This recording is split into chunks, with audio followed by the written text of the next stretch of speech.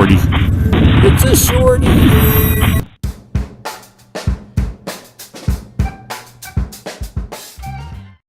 Yes, you know, I could tell you a story. Like my senior year in high school, I dated this girl ever since the 11th grade. So we were only dating like for a year and a half. Her uncle owned an adult bookstore for some of those sex activities. She used to go in there on the weekends before they'd open and do inventory for her uncle, amongst other things like clean the place up and shit. Sounds kind of weird, I know, but kind of a family business. When I found this out, I was like, hey, you mind if I come up inside that place on the weekends with you? And she was like, sure, you can help me clean up and get done faster. Like, fuck yeah, let's do this.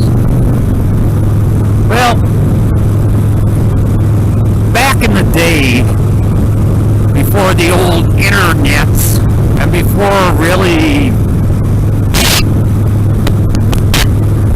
video was that prevalent in the home, like video cassettes and DVD players and shit like that, these adult bookstores and variety sextivity stores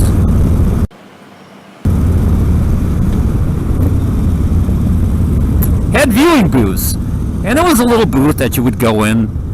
Well, they had these sample viewing booths, let's call them. Basically, it was a fucking chair. I think the going rate at that place, anyways, was 50 cents for like 10 minutes.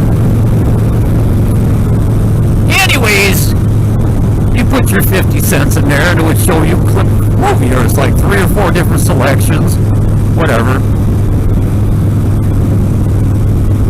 It was basically like a spankatorium. You would go in there. Everybody knew what the fuck you were going in there for. But you know, everybody else was there for the same shit, so it was all like nobody making eye contact with each other and stuff like that. Now, mind you, believe it or not, I did not partake in this activity because I was young,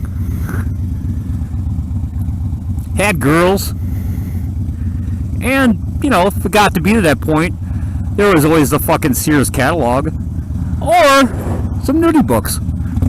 I could take care of my fucking teenage angst that way. This girl I used to date didn't like to go in there and clean up the booths. And this had to be done on a daily basis. You know what I'm saying? So, she was like, I'll tell you what. I'm like, what? I'll give you half of what my uncle gives me if you go in there and just clean up those booths. There's like 3 booths, a total of maybe about an hour's worth of work. You go in there with some fucking disinfectant spray, and you're wearing fucking like rubber gloves and a fucking apron and shit, and you mop up the floor and whatever, you clean all the fucking jizz off everything, basically. Oh, I see some on the ceiling.